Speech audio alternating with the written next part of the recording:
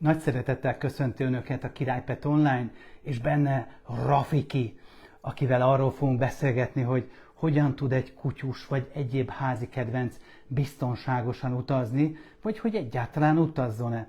De mielőtt belekezdünk, hadd mutassam meg Önöknek az igazi büszkeségünket, amelyet Enikőtől kaptunk, és édesanyjától a közelmúltban egy nagyon kedves macska gazdi anyuka és gyermeke, akik miniatűröket gyártanak ráérő idejükben, persze ráérő idejük nincsen.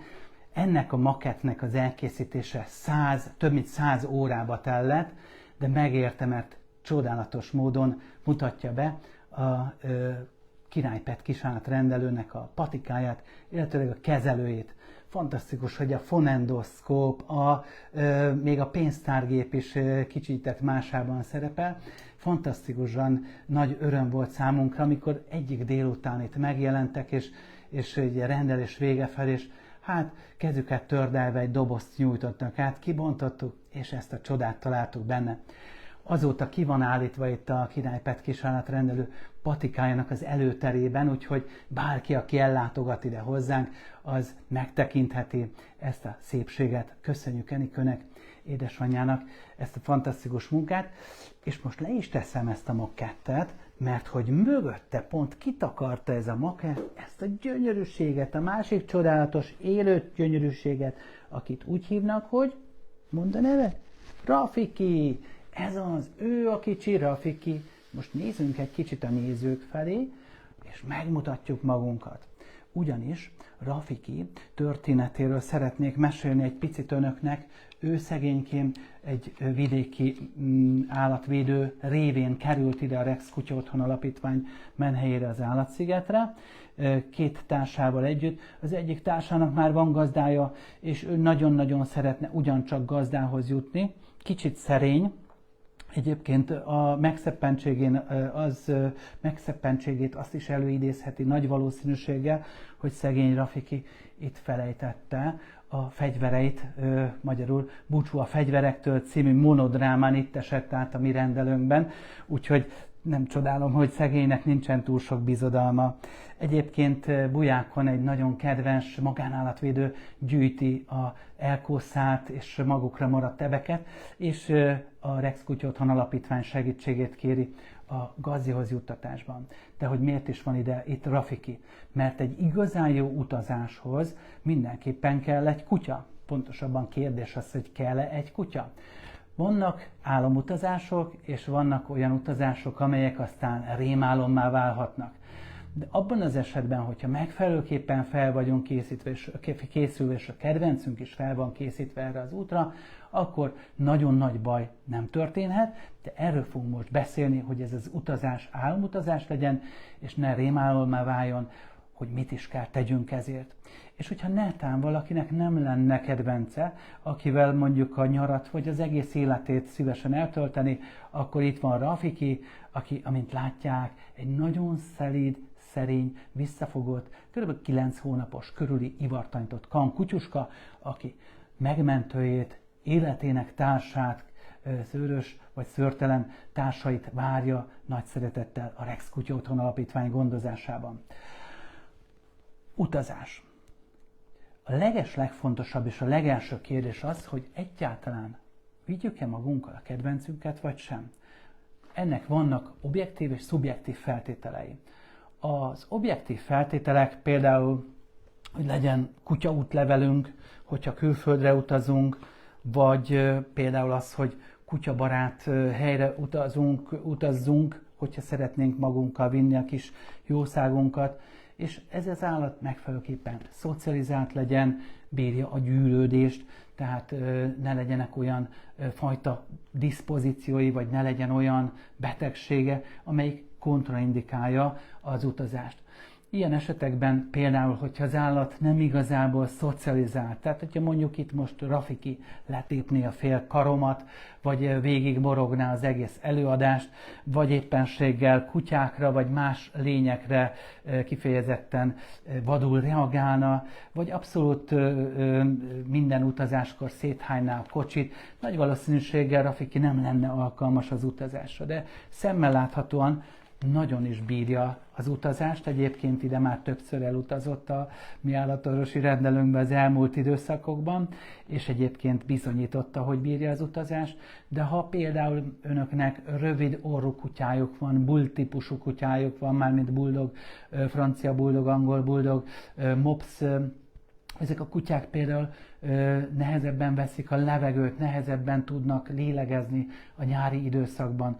Minden esetben, amikor ezeket az objektív és szubjektív tényezőket vizsgáljuk, akkor minden esetben, de leginkább a szubjektíveknél, az állat szemszögéből nézzük a dolgot. Ha mi a kutya helyében lennénk, szeretnénk elutazni egy tengerpartra, ahol mondjuk a nap egy jelentős részét a boxomban töltöm a szobában, főleg este, amikor a gazdik elmennek vacsorázni, és én pedig úgymond ketrec rabságra vagyok kényszerítve, és napközben pedig a tűző napon esetleg egy napernyő alatt kell valahogy átvészeljem azt az őrült hőséget, amitől menekülök. Hogyha így nézzük ezt a dolgot, akkor bizonyára egyetértenek velem, hogy Rafiki például nem biztos, hogy szeretne a tengerpartra menni. Már bizony, a Dunapartra, mondjuk egy Dunaparti szigetre, ahova mi szoktunk nyaranta járni a kutyánkkal, oda már egészen biztosan nagy örömmel jönne velünk, hiszen egész nap futkározna, amikor kedve van, befut a vízbe, amikor kedve van, kiül, kifekszik napozni, hogyha árnyékba akar menni, akkor árnyékba megy, és közben pedig nagyon jókat játszik. A mi kutyánk például Csibi, akit már önök korábbi adásainkból megismerhettek, imádja a zebegényi nyarakat, a szigetelést, az úszást, a nyár összes örömét, és én magam is nagyon biztonságban érzem magam, amikor éjszaka egy szál hálózsákban kifekszem a partra, éjszaka kint alszom, és jönnek az egerek, és a kutya megvéd, hogyha a legkisebb neszre fölfigyel, ugat és távol tartja a hódot és mindenféle egyéb jószágot a gazditól. Ez egy win-win kapcsolat. Ez egy olyan utazás, egy olyan nyaralás, amiben mindenki jól érzi magát, de sajnos legyünk őszinték, vannak olyan nyaralások, amikor tényleg rémálommá válhat. Például egy állatnak az utaztatása repülőn hihetetlen bonyolult dolog tud lenni, különösen, hogyha egy nagyobb testű kutyáról van szó, és mondjuk nem engedik föl az utastérbe. Természetesen mindig meg kell kérdezni az adott országot, hogy az adott országba milyen feltételekkel lehet bevinni.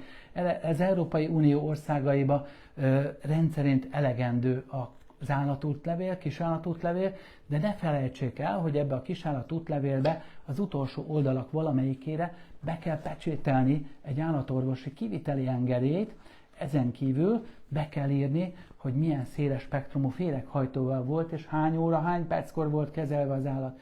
Például az észak-európai országokban, Norvégiában vagy Finnországban nagyon szigorúan veszik, és akár azért is visszafordíthatják az állatot a határól, akár a repülőtérről is, mert ez a parazitamentesítés nem történt meg, vagy nincsen beírva pontos időpontja. Nagyon-nagyon oda kell figyelnünk arra, hogy mit viszünk magunkkal egy-egy ilyen utazásra, és egyáltalán, hogy vigyünk-e állatot. De ha úgy döntünk, hogy nem visszük az állatot, mert az állatnak jobb, és tényleg csak az állat érdekeit nézzük, akkor hol hagyhatjuk a jószágot? Hagyhatjuk otthon, szerintem ez a legjobb megoldás, hogyha otthon hagyjuk a szomszédokra, rokonokra, barátokra, és ők gondozzák, ápolják a kis jószágot, mert hogy a megszokott helyén van, minden ismerős neki, gazdik egy picit hiányozni fognak, de szerintem ez a leghumánusabb megoldás.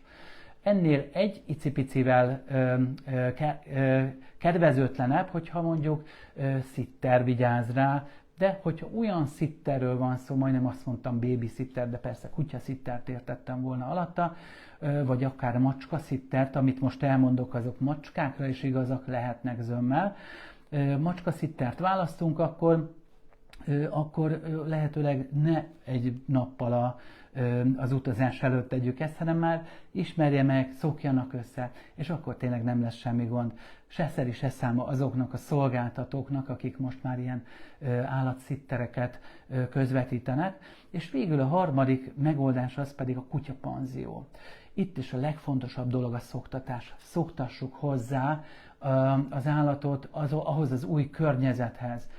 Természetesen föl kell készíteni testben és lélekben is. A védőoltások, a féreghajtás, a külső-belső parazitamentesítés mind persze nagyon-nagyon fontos. Enélkül egy valamire való kutyapanzióba be se veszik, vagy cicapanzióba az alapoltások megléte nélkül az állatot. És legyen gyanús az, hogyha minden feltétel nélkül rögtön beveszik. Mert egy igényes panzióban mindenképpen előzetesen át kell beszélni a gazdival azokat a feltételeket, és egy érzékenyítő programon azért célszerű legalább egyszer részt venni. Tehát próbáljunk meg felkészülni akár már hetekkel, hónapokkal előre. Hogyan tudjuk például az állatot a szállításhoz hozzászoktatni, hogyha egy kutyaboxba a kutyát a lakásban már beleszoktatjuk. Tehát, hogyha beleteszünk egy kis jutalomfalatot, beleteszünk egy kis játékot, egy kényelmes kis pokrócot, amin szívesen pihen az állat. Az én váram, az én házam, ugye ez lesz a box számára, az a nyugodt hely, ahova bármikor ez a kutyus visszahúzódhat, ami biztonságot ad számára. És akkor ez a box nem egy borzalmas hely, hanem ez egy nagyon jó, megnyugtató hely lesz. Közben megnézzük, hogy Rafiki mennyire tud korumpálódni. Hát bizony, úgy látom, hogy Rafiki elcsábult egy kis jutalomfalat irányába, amíg ropogtat, elárulom még önöknek azt, hogy nagyon fontos az, hogyha az állat otthon marad, akkor azokat a dolgokat, azokat a rutin dolgokat, az etetés időpontja, az itatás, az persze friss víz, ez folyamatosan előtte van, a séták időpontja, ez lehetőleg ne változzon, mert az állatok nagyon hozzá tudnak szokni ehhez a rutinhoz. Utazás esetén, hogyha mégis úgy döntünk, hogy elvisszük az állatot magunkkal, ahhoz jó néhány dologra szükség van, és ezeket szeretném most önöknek gyorsan bemutatni. Ugye vannak az utazásnak olyan alapfeltételei, amelyek mondjuk a felelős állattartás 7 aranyszabályát merítik ki. Ezeket már szinte nem is mondom el, mert hát nyilvánvalóan önök ezeket mind nagyon jól tudják, beleértve az etető edény, az állateledel, az itató edény. Ezekből egyébként tudunk magunkkal vinni olyanokat, és ezek nagyon praktikusak, amelyek így szépen kinyithatók. Például most Rafikinek megnézzük, hogy Rafiki, hogy mennyire szívesen fogad el egy kis jutalomfalatkát ebből a praktikus kis nyitható edénykéből. Látják, kis helyen elfér egy bőrönben, és nagyon könnyű ezt elvinni. Mindig porciózzák ki, hogyha viszik magukkal az állateledel, mert az a legpraktikusabb, minden napra egy picit így lefóliázva, vagy nylon zacskóba berakva. Ugyancsak fontos lehet egy olyan itatóedény, amiben ugye folyamatosan visznek magukkal vizet, hiszen, és itt egy nagyon-nagyon fontos dologra szeretném fölhívni a figyelmet, Rafiki nem véletlenül állt föl, azért állt föl, hogy megmutassa a tappancs nyomát. Önök lehet, hogy ezt most nem fogják látni, de hogyha Rafiki ide lenyomná a tappancs nyomát, erre a króm acélasztalra, akkor ott lenne a kis tappancsnyoma. Tudják, hogy miért? Én elárulom önöknek, azért, mert a kutyák egyedül a tappancskáikon keresztül tudnak párologtatni. Nevezetesen egyedül a talpárna bőrén vannak verejtékmirigyeik, amelyek segítségével úgymond párologtatni tudnak. Ezt az új gazdag környezetben élő kutyák tudják leginkább bemutatni, akik végigmennek a fekete márvány padozaton és ott hagyják nyomaikat, de ők sem tudnak sokkal jobban párologtatni, mint mondjuk a kertesházban élő szerényebb rokonaik. Ugyanis Azon kívül, hogy kinyitják a kicsiny szájukat, és a nyelvecskéjükkel picit fújtatnak, és megpróbálnak párologtatni, ezen kívül semmi más módon nem tudják a hőt leadni. Ilyen szempontból tehát a kutyusok nem igazából szerencsés alkatok, mert a hő leadásuk jóval rosszabb, jóval szerényebb, mint az emberé, aki ugye egész testfelületén tud izzadni, tud párologtatni. Ezért nagyon-nagyon meg kell gondoljuk, hogy a nagy nyári melegben, például az autós utazásnál ezeket a kis kedvenceket mindenképpen klimatizált autóban kell szállítsuk, és lehetőleg, ha boxban szállítjuk, akkor a boxot ne hátra a csomagok közé rakjuk be, hiszen sok esetben ez nem tud megfelelőképpen szellőzni, hanem lehetőleg egy jó szellőző helyre, vagy esetleg alkalmazhatunk, most már nagyon divatosak ezek az egész testet biztosító kis biztonsági övek, kutya biztonsági övek, amelyekkel elég jól be lehet kötni a kutyát a kocsiban. Nos, utazunk kocsival, utazunk repülővel, utazunk hajón, számos módon, de tudjuk azért meg, hogy az állatot lehet-e bevinni mondjuk az étterembe.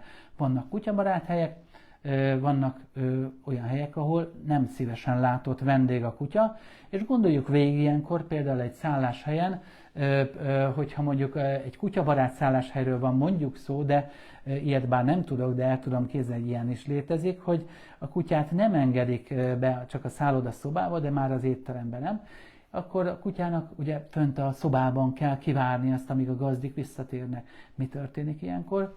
Hát az, hogy a kutya, ha nem megfelelőképpen felkészített, nem megfelelőképpen szocializált, akkor lebontja a fél szállodai szobát. Hogy ezt elkerülhessük, szocializáljuk a kutyát. Ez nagyon fontos, ahogy az előbb is mondtam, hogy pozitív megerősítéssel szoktassuk hozzá a különböző helyekhez, a különböző állatokhoz, emberekhez, különböző körülményekhez, és hogyha ezt meg tudjuk tenni, akkor egy igazi, négylábú, szőrös utitársunk lesz, aki mindenhova elkísérhet bennünket. Nagy valószínűséggel templomokban nem fogják beengedni, tehát ilyenekre is gondolnunk kell, hogyha egy olyan városnéző túrára megyünk el, ahol bizony vannak helyek, múzeumok, egyebek, ahova egyszerűen nem engedik be a kutyákat, tehát ha ilyen túrát tervezünk, akkor ne vigyük magunkkal a kedvencet.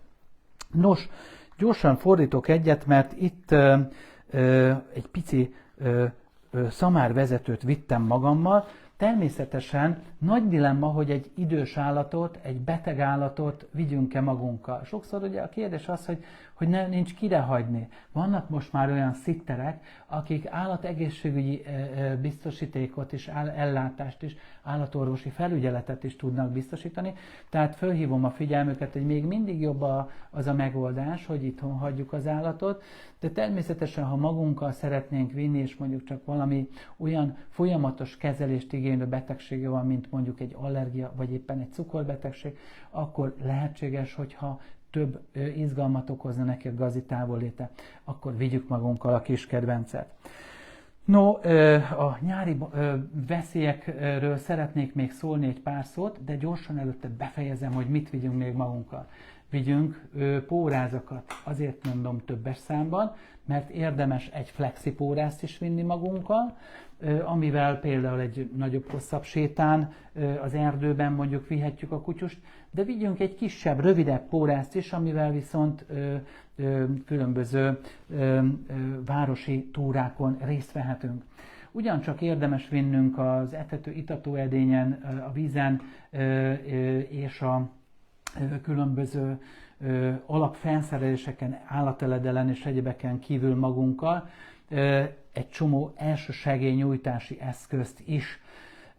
Olyan eszközöket vigyünk magunkkal, egy picit dobozba befér ez minden, csak én most egy picit kipakoltam, hogy önök is lássák, amelyekkel egy állatot nagyon gyorsan elsősegélyben lehet részesíteni. És ne csak egy vérzésre gondoljanak, vagy egy rovarcsípésre, vagy egy sérülésre, hanem mondjuk ilyen dolog lehet egy hasmenés, egy heveny hasmenés, ugye, amikor az állat esetleg beleszik a gazdinak az ennivalójába, és akkor jövünk rá, hogy hát most mit csináljunk, mit adjunk neki enni, mit adjunk neki erre a hasmenésre. Hát erre mindenképpen gondolni kell, és érdemes ilyenkor magunkkal vinni például valamilyen probiotikumot, érdemes magunkkal vinni valamilyen olyan tablettát, ami bélfogó tabletta, mint a Bolus astringens, a humán praxisban cserzőanyagokat tartalmaz, bélfogót, akár aktív szén tablettát is vihetünk. Hogy te még kérsz egy ilyen picikét, gyere csak, tányérból szabad neked enned, mert te egy nagyon úri kutya leszel, és nagyon jó kis gazdid lesz, az is tányérból fog az etetni majd. Gyere, oda tesszünk, rapizzál még egy picit ebből is. Tehát hasmenés esetére érdemes azért vinnünk magunkkal, ne adj Isten egy olyan speckó diétás tápot, amelyik zsírszegény, és amely egy ilyen, ahogy az angol mondja, csalódott gyomrú állatnak a etetésére szolgál. Egyébként ide is hátra teszem, mert itt is már ezeket így nagyjából kiraktuk. Hát az alapfelszerelések között majdnem elfelejtettem említeni a játékot, hát hiszen a játék az számára legalább olyan fontos, mint a betevő falat. Ha a kutyát egyébként a fogát rendszeresen ápoljuk, akkor javasolnék egy fogápolásra alkalmas eszközt is vinni, például egy fogkefét magunkkal. Itt hadd említsem meg, hogy a közelmúltban érkezett hozzánk is Japánból egy nagyon különleges fogkefe, amelyik egy evolúcionálisan új készítmény, amelyik elektromosan, mindenféle hang nélkül képes az állatnak a fogazatát tisztán tartani, és a fogkőképződést jelentősen csökkenteni. Nos, visszatérve az elsősegélynyújtásra, milyen balesetek történhetnek még? Ugye, amikor megtörténik például egy sérülés, nagyon néz ez a Rafi engem, mert tudja, hogy neki csak ez ízlik, ez a finom falatka, és a kutya fogkeféjét meg nem eszik. Tehát, hogyha valamilyen fájdalma van az állatnak, mert vele is történhetnek balesetek, beüti a lábát, vigyünk magunkkal valamilyen fájdalomcsillapítót. Ez lehet akár tablettás készítmény, lehet akár egy fájdalomcsillapító szirup. Kérjük el az állatorvostól azt az alapfelszerelést. Persze ugye az alapfelszerelésben már nem is említettem azokat a bolha kullancs elleni készítményeket, legyen az egy nyakör, vagy egy spoton készítmény, vagy ugye most már vannak olyan tablettás készítmények, amelyek képesek a bolhát kullancsot és a férgeket és a szívférget is egy időben távol tartani és elpusztítani. Kvázi mindent visz, mint ahogy bankra szokták mondani, bank mindent visz, hát ezek a készítmények is ugye mindent visznek. A szívférgesség elleni védelem kutyák esetében, különösen, hogyha a déli országokba, Horvátország vagy mediterrán országba megyünk, elkerülhetetlen, hogy az állatot egy fertőzött szúnyog megcsipi. Persze ez Magyarországon is ugyanígy igaz már sajnos, tehát ilyeneket feltétlenül vigyünk magunkkal. Nagyon fontos az is, hogy fölkészüljünk arra, hogy valamilyen sérülés éri az állatot. Mit tudunk ilyenkor egy sérülés esetén csinálni a végtaggal? Ha nagy a vérzés, akkor föltétlenül vigyünk magunkkal ugye olyan kötszereket, amivel gyorsan az állatnak a kicsi lábát le tudjuk kötni. Ilyenkor nincs idő arra, hogy finomkodjunk, hogy még vattát teszünk alá, meg egyebeket. Vigyünk egy mullapot, vigyünk egy petflexet, ez egy olyan nagyon jó pofa kis rugalmas pólya, amit lehúzunk, rátekerjük a lábacskájára, és elállítjuk a vérzést. A következő alkalommal már most szólok előre, egyébként az elsősegélynyújtás alapjairól fogunk beszélgetni, úgyhogy ezeket a témákat most csak érintőlegesen szeretném kivesézni. Fontos, hogy legyen egy sebbfertőtlenítő nálunk, ugye hagyományos jódos oldatot, vagy klórhexidines készítményeket használjuk-e, ez már ízlés dolga, de mindenképpen legyen nálunk egy fültisztító folyadék is, legyenek nálunk fültisztító pálcikák, hát ha belemegy az állatnak a fülébe valamilyen folyadék, vagy ne adj Isten, ki kell piszkálnunk belőle valamit, nem árt, hogyha ilyenkor van nálunk egy csipász, illetőleg külön még valahol ide készítettem egy kullancs csipászt, amelyiket jó esetben nem kell használnunk, hiszen hogyha jó kullancsbolha elleni készítményt használunk, akkor szinte bizonyos, hogy nem lesz rá szükség, hogy ezt magunkkal vigyük, de azért az ördög nem alszik, legyen ott velünk. Legyen velünk valamilyen szemcsepp, hogyha netán a víz vagy egyéb más ok miatt a kutyának a szeme begyullad, vagy egy szemkenőcsöt is vihetünk magunkkal.